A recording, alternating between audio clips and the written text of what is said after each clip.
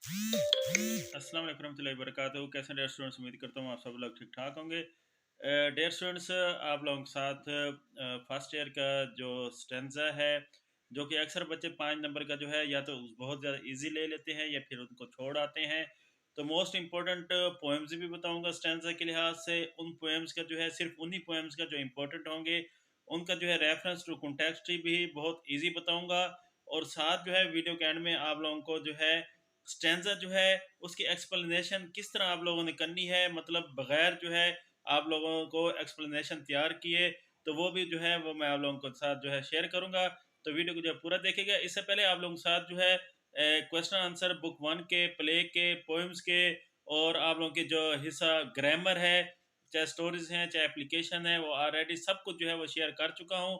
तो आप लोगों ने अगर वो नहीं देखे तो वीडियो एंड में टैप शो हो जाएगा, या फिर आप लोग फर्स्ट ईयर लिखेगा, फर्स्ट ईयर या 11th इंग्लिश गैस पे HBS एजुकेशन, तो आप लोगों को जो फ्रंट पे फर्स्ट जो पेज वीडियो नज़र आएंगी, तो वहाँ से भी आप लोगों को जो है वो गेस्ट पेपर देखने को मिल जाएंगे। तो वीडियो को जब पूरा देखेगा, बहुत इंपॉर्टेंट वीडियो है। 5 नंबर जो है आप लोग जो है अक्सर स्टूडेंट जो है वो छोड़ आते हैं, तो इंशाल्लाह ये वीडियो देखने के बाद वो 5 नंबर जो है उनको ईजी नहीं लेंगे और वो 5 नंबर जो है आराम से हासिल जो है वो कर लेंगे वीडियो को समझने के बाद। तो डियर स्टूडेंट्स, ये आप लोगों का क्वेश्चन नंबर 7, जिसमें पंचुएशन होती है और आप लोगों के साथ स्टेंजा होता है और पेयर वर्ड होता है। मतलब क्वेश्चन 7 में 3 A B C पार्ट होते हैं। 5 नंबर के टोटल 15 नंबर का क्वेश्चन 7 होता है। तो उसमें से 5 नंबर का जो स्टेंजा होता है पोएम्स का, जिसमें आपने रेफरेंस टू कॉन्टेक्स्ट लिख कर और आप लोगों ने जो है उसका एक्सप्लेनेशन करनी होती है। तो इम्पोर्टेंट पोएम्स जो हैं, जो सबसे ज़्यादा इम्पोर्टेंट पोइम है जिनमें से जो है ज़्यादातर पूछा जाता है, वो है loveliest of tree the cherry now. दूसरे नंबर पे जो है वो द रेन है। तीसरे नंबर पे जो है वो in the street of the fruit stalls है। चौथे नंबर पे जो है वो नाइट मेल है। पाँचवें नंबर पे आज सिंधी वुमेन है। छठे नंबर पे ओ वेयर आर यू गोइंग है। सातवें नंबर पे टाइम्स है। आठवें नंबर पे रुबैयत है और 9वें नंबर पे लैयर है। तो यही जो पोएम्स हैं इन्हीं का जो है मैंने आप लोगों के साथ रेफरेंस टू कॉन्टेक्स्ट जो है वो शेयर करना है। और एंड में मैं आप लोगों को बताऊंगा कि जिस पोएम की मर्जी आपकी जो है वो स्टैंजा की एक्सप्लेनेशन आ जाए, तो आप लोगों ने उसको किस तरह करना होता है। तो सबसे पहले तो आप लोग समझ लें कि आपको एक स्टैंजा जो है वो दिया हुआ होगा। वो आप लोगों ने खुद देखना होगा किस पोएम से आया है। तो ये जो मैंने आपको पोएम्स बताई हैं, ये स्टैंजा के लिहाज से मोस्ट इम्पोर्टेंट पोएम्स हैं। तो आप लोगों ने जो है निशानियाँ रख लेनी है इन पोएम्स के स्टैंजा के, ये जो है वो स्टैंजा हैं, ताकि पेपर में जब स्टैंजा आया पड़ा हो तो आप लोगों को पता हो कि ये फ़लाँ पोएम से आया पड़ा है। जब आपको कंफर्म हो जाएगा कि इनमें से किस पोएम का स्टैंजा आया हुआ है, तो आप लोगों ने सबसे पहले जो है उसका रेफरेंस लिखना होगा, फिर जो है आप लोगों ने उसका कॉन्टेक्स्ट लिखना होगा। तो सबसे पहले loveliest of tree the cherry now, जो कि मोस्ट इंपॉर्टेंट है पहले नंबर पे, तो उसका ये रेफरेंस है।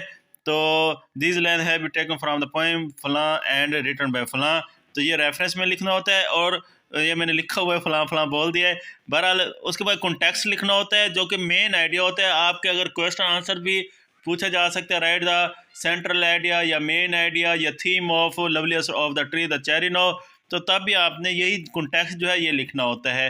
तो रेफरेंस और कॉन्टेक्स्ट आप लोगों ने ये लिखना होता है स्टेंजा का। और उसके बाद जो है आप लोगों ने एक्सप्लेनेशन लिखनी होती है। जो एक्सप्लेनेशन है वो मैं आपको एंड में बताऊंगा कि जो मर्जी एक्सप्लेनेशन आ जाए आप किस तरह लिख सकते हैं। तो बहरहाल आपने पोएम के स्टैंजा की निशानी रखनी है और उस पोएम का फिर आपको रेफरेंस और कॉन्टेक्स्ट जो है वो आना चाहिए। उसके बाद दूसरा जो है द रेन है, तो ये द रेन का रेफरेंस और कॉन्टेक्स्ट है। मतलब दूसरे नंबर पर जो इम्पोर्टेंट पोएम है द रेन है, ये उसका रेफरेंस और कॉन्टेक्स्ट है। और नेक्स्ट जो है poem in the street of the fruit stall है, जो स्टैंजा के लिहाज से नेक्स्ट इम्पोर्टेंट है, तो ये उसका रेफरेंस और कॉन्टेक्स्ट दिया हुआ है। उसके बाद जो नेक्स्ट है वो नाइट मेल है, तो ये नाइट मेल का रेफरेंस और कॉन्टेक्स्ट दिया हुआ है। और उसके बाद जो नेक्स्ट पोएम है वो सिंधी वुमेन है, तो ये सिंधी वुमेन का रेफरेंस और कॉन्टेक्स्ट जो है वो दिया हुआ है। उसके बाद जो नेक्स्ट है वो है ओह वेयर आर यू गोइंग, तो ये ओह वेयर आर यू गोइंग का रेफरेंस और कॉन्टेक्स्ट जो है वो दिया हुआ है। इसके बाद जो नेक्स्ट पोएम दी हुई है वो है टाइम्स, तो ये टाइम्स का रेफरेंस और कॉन्टेक्स्ट जो है वो दिया हुआ है। और फिर जो है वो रुबैयत है, तो रुबैयत का रेफरेंस और कॉन्टेक्स्ट दिया हुआ है। ये तरतीब के लिहाज से इंपॉर्टेंट है, मैंने शुरू में जो आपको बताई है बस उन्हीं का है। उसके बाद जो ये लेयर है, तो लेयर का ये रेफरेंस और कॉन्टेक्स्ट दिया हुआ है। तो आपने इन पोएम्स के जो है वो स्टैंजा जो है उनकी निशानी रखनी है, और उनके ही आप लोगों ने जो है फिर रेफरेंस और कॉन्टेक्स्ट याद करने हैं जो मैंने आपको बताए हैं। अब आप लोगों ने एक्सप्लेनेशन किस तरह करनी है, तो उस जानिब चलते हैं। तो सबसे पहले आप लोगों ने ये एक्सप्लेनेशन जो है वो तैयार कर लेनी है कि सबसे पहले जो है आप लोगों ने जो रेफरेंस जैसे यहाँ पे दिया हुआ है लेयर का, तो मैं उसी के हिसाब से चलो चलता हूँ। तो यहाँ पे सबसे पहले एक्सप्लेनेशन में आप लिखना है, जिसने पोएम लिखी होगी विलियम हेनरी डेविस, तो is a great poet of English language. This poem is a masterpiece of his poetic work. In this poem, he will tell us his personal view. In these lines of poem, जो layer है, in these lines of poems, layer, it is an excellent poem. It is full of meaning. The language is simple and charming. This poem is excellent blend of human and feeling. The main idea of poem is layer. In these lines of poems the poet tell us that. यहाँ तक आप लोगों ने याद कर लेना है। याद करने के बाद जो है आप लोगों ने इससे आगे जो है आप लोगों ने फॉर एग्जाम्पल ये लेयर के ही जो क्वेश्चन आंसर आप लोगों ने याद किए होंगे, क्वेश्चन के आंसर टेल अस दैट के बाद आपने वो जो आंसर याद किए होंगे वो वाले आंसर जो है वो लिख देने हैं, या फिर आप कॉन्टेक्स्ट को थोड़ा सा वर्डिंग चेंज करके वो लिख देना है आप लोगों ने। मतलब एक्सप्लेनेशन के लिए आप लोगों ने सिंपल जो है उस पोएम का रेफरेंस कॉन्टेक्स्ट लिखना है। उसके बाद आप लोगों ने ये लाइन्स जो है ये याद लेनी है, और इन लाइन्स में जहाँ पे ये लाइन्स ख़त्म हो रही हैं वहाँ पे आप लोगों ने उसी पोएम के जो आपने क्वेश्चंस के आंसर्स जो याद किए होंगे या वो मिला कर लिख दें, या फिर कॉन्टेक्स्ट जो है इसको मिक्सअप करके लिख दें। तो आपका इस तरह ये 5 नंबर का जो क्वेश्चन है वो आराम से हल हो जाएगा। तो बहुत ही ईजी है इसको हल करना 5 नंबर।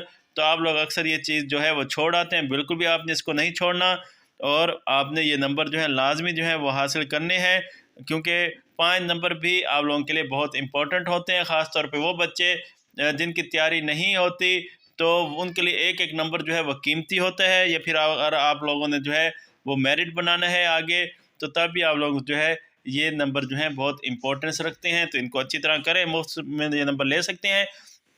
बाकी मटेरियल जो मैंने शेयर किया हुआ है वो आपको शो हो रहा होगा, तो यहाँ से जो आप लोग देख सकते हैं।